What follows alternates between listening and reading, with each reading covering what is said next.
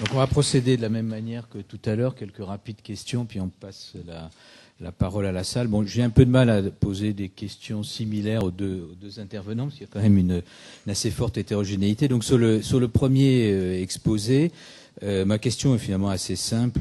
Qu'est-ce que ces dispositifs font aux individus? C'est-à-dire, au bout du compte, qu'est-ce qu'il en ressort pour les individus qui sont passés par les dispositifs? Est-ce que vous pouvez nous en dire un petit peu plus? Et puis, deuxième question qui renvoie à la dimension plus politique, ce sont des expériences, vous avez insisté là-dessus. Pour celles qui sont probantes, quelles sont les conditions institutionnelles, politiques de leur éventuelle généralisation ou à l'inverse, les freins, les difficultés auxquelles se heurte une généralisation pour ce qui est des expériences réussies? Pour Jean-François, j'avais deux questions. La première, parce que ça a été quand même assez vite, c'est sur la correspondance. Alors, ça m'aurait intéressé de voir ce que ça donnait en enlevant les formations tertiaires. Moi, j'ai parfois des plus grands doutes sur leur caractère de formation professionnelle. Je pense, et c'est le seul bac pro bureautique comptabilité fait près de la moitié des effectifs des bacs pro. Il y en a 34 pourtant, ou 37, je ne sais plus. Un seul fait 34. Et on voit bien qu'il joue un autre rôle qu'un rôle de professionnalisation. Donc si on enlève les formations tertiaires et qu'on prend que les diplômés, qu'est-ce que ça donnerait? Voilà, ça serait une question. Bon, où est-ce qu'on en serait? Parce que je pense sinon que les repères sont un peu flous, malgré tout. La deuxième question, le seuil des 30 kilomètres. Pourquoi? C'est lié à quoi, la détermination de ce seuil? Et est-ce que la prime à la mobilité, tu vas faire sortir qu'il y avait une prime à ceux qui bougent, si on s'éloigne plus, ceux qui bougent à 200 km, c'est-à-dire qui changent, qui vont carrément plus loin, parce que 30 km c'est quand même très proche, qu'est-ce que ça donne, quoi? Donc il y a une dimension méthode, pourquoi 30 km? Est-ce que c'est un rapport avec les zones d'emploi dont on a parlé tout à l'heure? Qu'est-ce que ça nous apprend d'ailleurs sur éventuellement la pertinence aussi des zones d'emploi? Voilà, on passe la parole donc à qui veut la prendre pour poser des questions complémentaires.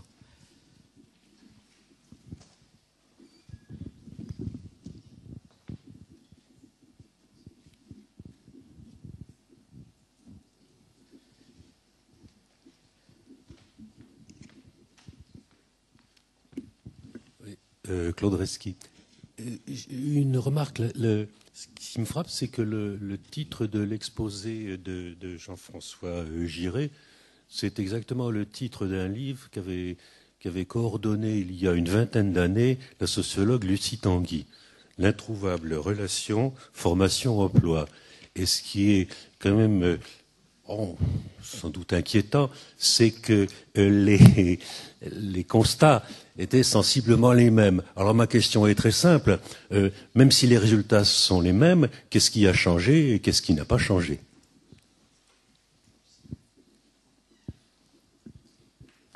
S'il n'y a pas d'autres questions, comme on n'a plus beaucoup de temps, je vais... Oui, bonjour. Je suis Annie Piot, conseillère en VAE pour la région Île-de-France.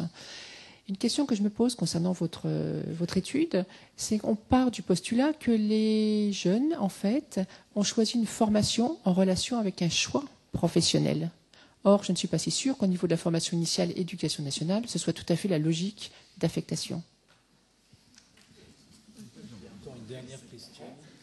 Donc, ce qui pourrait supposer dans ce cas-là que les jeunes trouvent un emploi peut-être avec leur correspondance profonde, leur choix initial, et peut-être pas forcément avec le choix de formation qui leur a été imposé par l'éducation nationale. Donc, je m'appelle Michel Tétard et je voudrais faire une remarque générale, en fait, même par rapport à l'ensemble du colloque. Je veux dire, un des postulats, c'est que la formation, elle doit être, il faut qu'elle soit un instrument au service de l'emploi. Et j'ai le sentiment que dans les débats, il n'y a pas de reconnaissance de la formation comme ayant une valeur en soi. Et je parle de la formation pour adultes. D'autre part, il y a quand même un trou noir dans les échanges, c'est-à-dire, c'est quoi l'offre? C'est qui les acteurs? Quel est leur problème aujourd'hui, leur difficulté, l'arrivée du marché? Parce qu'il y a eu un choix quand même qui a été fait. La formation continue des adultes, c'est un marché. Est-ce que ça impacte? Est-ce que ça gêne l'organisation des réponses formation? Et puis, par rapport au territoire, j'ai quand même une expérience dans un réseau qui a fonctionné 25 ans, qui s'appelait les APP, où la pérennité de la réponse, la visibilité de la réponse sur un territoire, elle est déterminante. hein, est-ce que je vous interroge, hein, est-ce qu'il ne faut pas aussi imaginer des solutions où la formation a une valeur, et une valeur qui va au-delà de la recherche de l'emploi? L'éducation citoyenne, l'éducation permanente. Excusez-moi de faire référence à des valeurs un peu anciennes et historiques. Merci. J'avoue que je suis heureux de ne pas avoir à répondre aux questions complémentaires qui ont été posées. Donc, ça n'exonère pas d'ailleurs Olivier et Bernard de tenter des réponses malgré tout. Qui veut commencer? Oui. Donc, la question de comment généraliser la politique. D'abord, si vous pouviez répondre à qu'est-ce que ça fait aux individus. Alors, je vais parler du dispositif qui ce qui s'appelait Alpha de quartier est devenu atelier sociolinguistique. Ce qui se joue pour les personnes, c'est qu'elles deviennent visibles. Par exemple, il y a un projet qui est devenu la mallette des parents avec l'éducation nationale, où les personnes ne sont plus regardées comme un alphabet, mais comme des parents d'élèves. Elles agissent dans l'espace public, parce que c'est une démarche pédagogique triangulaire, où il y a systématiquement le représentant du collège, le représentant d'une association et les parents. Et donc ces parents deviennent visibles autrement que comme des parents démissionnaires, ou comme des analphabètes, ou comme des illettrés. Ça, c'est un premier impact qui est très fort parce que la démarche est actionnelle. C'est-à-dire qu'il y a une démarche pédagogique. Et ça, c'est le fil rouge de ce que dit Jobert dans son article, à quel point nos façons de les nommer et de les regarder va conditionner nos façons de faire. Donc il y a un site www.aslweb où il y a des choses très probantes qui ont été produites avec par exemple, partenariat avec le musée Guimet, à Paris, où ces personnes travaillent avec le commissariat, par exemple, du Val d'Oise, parce que ça s'est produit pendant les violences urbaines, où des mères de famille qui étaient dans les ateliers voulaient aller rencontrer les commissaires. Et donc, il y a une commissaire, par exemple, il y a une vidéo sur le site ASL Web. Ça peut traverser le commissariat, le musée Guimet, les collèges, et donc les personnes deviennent visibles autrement grâce à une pédagogie qui ne stigmatise pas. Ça, c'est le premier résultat qui est induit. Sur la généralisation, la plupart des projets que j'ai cités existent et ont été pérennisés d'une façon ou d'une autre. Et la région Île-de-France, par exemple, aujourd'hui, je travaille à la fois dans la lutte contre l'exclusion dans un projet triennal et dans la formation professionnelle. Par exemple, on tente de mailler des dispositifs lutte contre l'exclusion et formation professionnelle, et la région est partie prenante avec leurs chargés de mission sur le terrain. Et j'insiste, on travaille sur le terrain. Qui sont les acteurs? Ce sont des APP, ce sont des organismes de formation associatifs, ou bien tout le réseau des organismes de formation, la formation des adultes. Et par rapport au rapport emploi, ce que je vois, c'est que les personnes, elles demandent à avoir un emploi durable et à travailler. Et je pense que quand il y a demande, parfois on ne peut pas toujours vouloir à leur place. Si la demande et le besoin est de travailler, eh bien on va essayer d'y répondre et de rapprocher la formation à l'emploi. Je pense que Armel, Gillet et l'AGFOS ici ont des exemples très précis, peut-être plus riches que les miens, pour abonder le rapport emploi-compétences dans vos actions.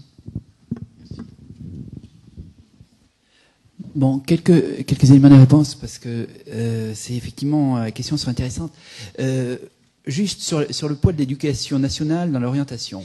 Moi, je suis par ailleurs, bon, j'en ai pas fait état, mais directeur du service d'information et d'orientation de l'université de Bourgogne, ça on peut le dire.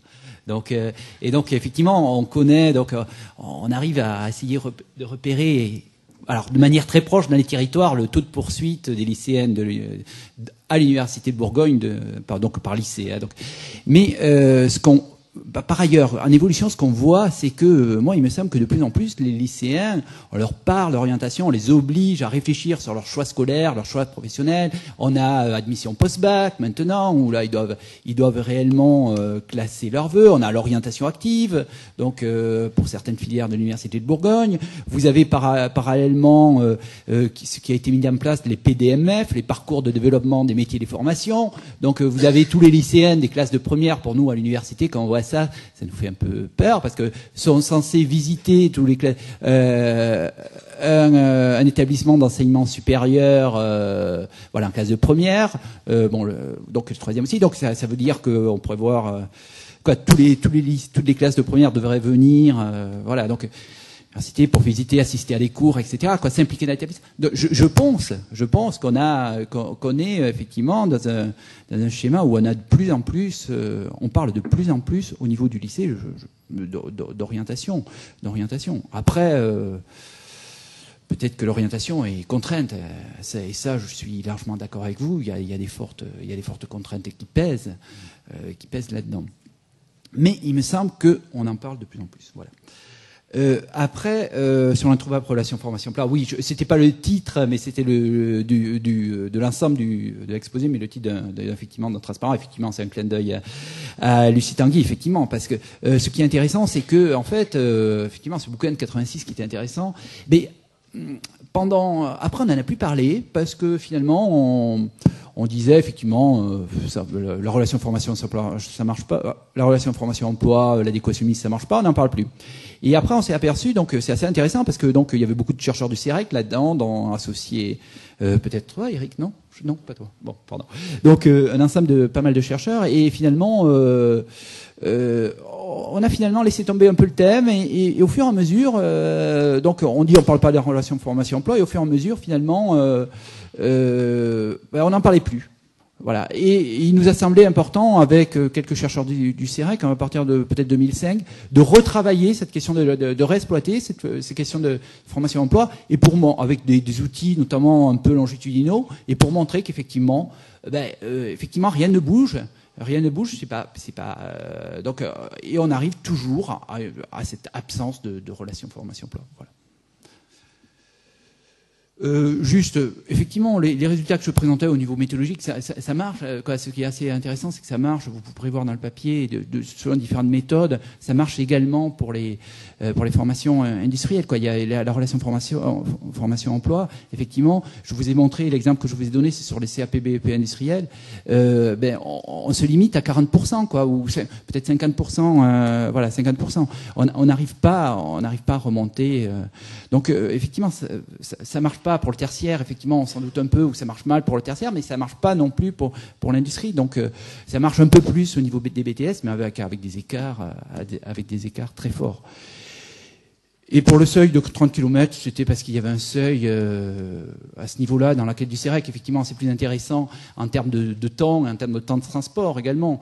Ce qui était intéressant, je regardais les statistiques sur les lycées, sur les BTS. Vous avez la moitié des jeunes en BTS qui mettent plus de 15 minutes en temps de transport pour arriver dans leur classe de BTS. Alors, je ne sais pas en termes de distance ce que ça fait. Mais effectivement, ce qui est intéressant, je pense, c'est quand même de réfléchir en termes de distance pour appréhender la formation-emploi. Et donc de territoire, évidemment. Voilà. Okay. Oui, par rapport à la question, finalement, au temps de l'introuvable relation formation-emploi, on avait fait ce constat d'introuvabilité, on le refait aujourd'hui. Est-ce qu'on en est resté au même point ? Je voudrais souligner quand même que les problématiques se sont beaucoup déplacées, notamment avec la montée au moins de 3 préoccupations.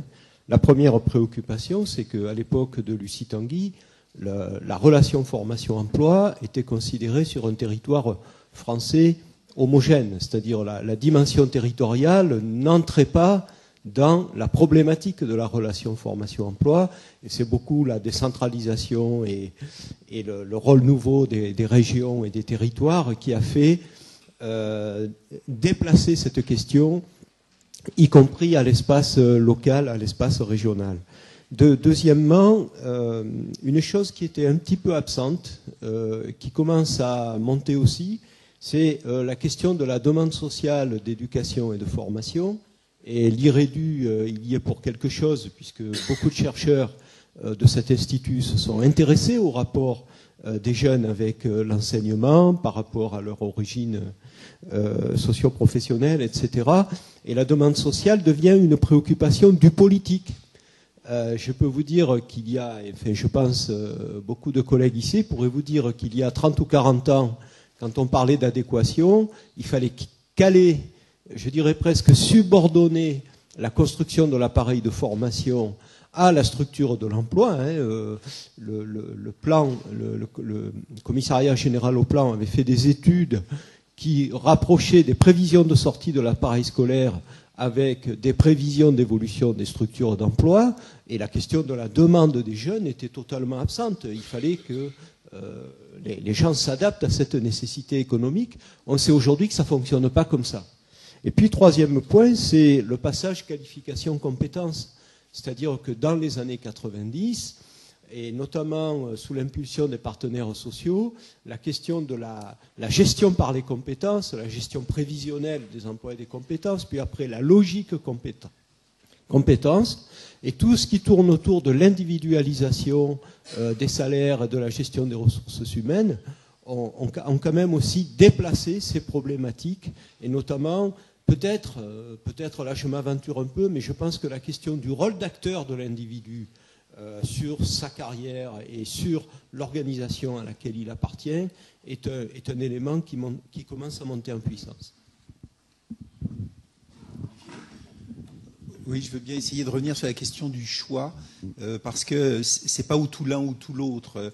J'avais en tête, quand j'ai entendu la question, une enquête qu'on a fait longitudinale sur une cohorte d'apprentis, où on s'apercevait que les jeunes qui passaient brutalement du statut d'élève à la recherche d'un contrat d'apprentissage, mais c'est comme une recherche d'emploi, privilégiaient la proximité de l'entreprise, proximité dans tous les sens, géographique avec leur lieu de résidence, ou quelqu'un de familier, un voisin ou la famille qui était dans cette entreprise-là. Et il ne faisait que, donc même pas en deuxième choix, la découverte du métier en fonction du contrat qu'ils avaient trouvé dans l'entreprise. Et quelque part, ils allaient à la découverte du métier. On ne peut pas dire que ça faisait vraiment un choix, mais enfin, puisqu'on les a suivis sur 2 ans et demi, on se rendait compte que ça avait été un facteur ensuite d'insertion pour trouver du travail, et que la découverte du métier ne s'était pas posée du tout en termes de choix, style poser un vœu dans la procédure éducation nationale, mais en allant, je ne voudrais pas reboucler de façon artificielle, mais à la rencontre du travail, qui, je pense, n'évacue pas la question de la formation-émancipation, pas simplement la formation pour trouver un emploi, combien de temps, etc. Le retour sur le travail, il me semble, permet aussi de traiter ces questions de connaissances générales. Enfin bon, on pourrait là-dessus disserter. Merci beaucoup. Je crois qu'il va falloir qu'on... Ah, il y a encore une dernière prise de parole. Une question qui me vient comme ça. Micro. Dominique Potex, Vitagora, pôle de compétitivité Bourgogne-Franche-Comté. Oui, une question qui me vient à vous écouter, c'est que finalement, à aucun moment, j'ai l'impression qu'on a pris le territoire comme une des variables pour peut-être faire des comparaisons en France ou peut-être en Europe, en se demandant finalement, est-ce qu'il y a des territoires, parce qu'il y a des jeux d'acteurs, parce qu'il y a une politique publique intéressante, où les choses se sont passées différemment au regard de cette relation, cette introuvable relation formation-emploi. Est-ce qu'on a des données là-dessus finalement, des comparaisons entre territoires? À l'issue de ce colloque, ça pourrait être intéressant de se dire finalement, il y a des politiques qui ont donné des résultats, et peut-être qu'il y a du benchmarking à faire, c'est-à-dire de se poser des questions comme ça. J'ai l'impression qu'on n'en est pas là au niveau de la recherche. Et que, voilà. Merci pour ce programme de travail. Je pense néanmoins qu'il y a des réponses. C'était le sens de mes questions liminaires dans la première partie. C'est-à-dire finalement, qu'est-ce qu'on apprend après 20 ans de décentralisation au travers des PRDF, qu'est-ce qu'il en ressort comme conclusion pour l'action publique et pour la connaissance? Moi, je pense qu'il y a des choses qu'on peut en tirer, mais là, on ne va pas ouvrir un nouveau débat. Je voudrais juste dire 2 choses. Je pense que le mot compétence qui a été utilisé pour repenser la relation formation-emploi au niveau des territoires, je ne suis pas convaincu que c'est permis de clarifier les débats, parce qu'il me semble qu'il y a 2 choses qui seraient à distinguer. C'est est-ce qu'on peut parler de la compétence d'un territoire, c'est-à-dire comme une sorte de valeur collective accumulée en fonction d'une histoire industrielle, d'une histoire du travail, d'une histoire des systèmes d'éducation qui ferait sens comme une sorte de capital collectif. Et ça, je pense que ça peut être regardé en tant que tel. Et là, il y a des typologies justement de territoires. Je pense à ce qu'a fait notamment Yvette Grelet au CEREC et bien d'autres. Il y a des travaux là qui nous disent des choses. Bon, ça c'est le premier point.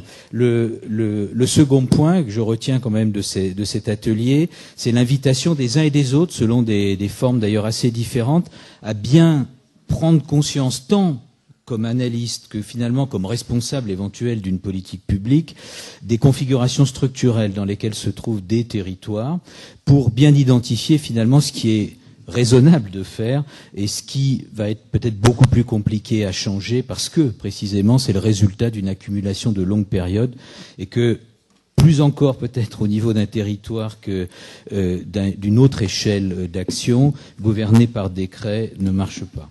Merci et bon appétit.